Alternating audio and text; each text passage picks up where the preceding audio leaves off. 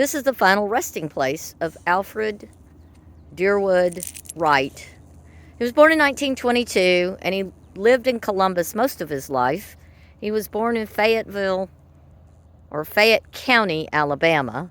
Not in Phoenix City, as many would claim, although his wife was from Phoenix City. Alfred was a member, allegedly, of the local Dixie Mafia and quite the talented safecracker. He had a long and storied life, and a most interesting thing about his afterlife is that he was dug up about 2 years after his death to ascertain what caused his death, not pneumonia and a heart attack as originally stated. They found poison in his bloodstream, but his cause of death has never been changed.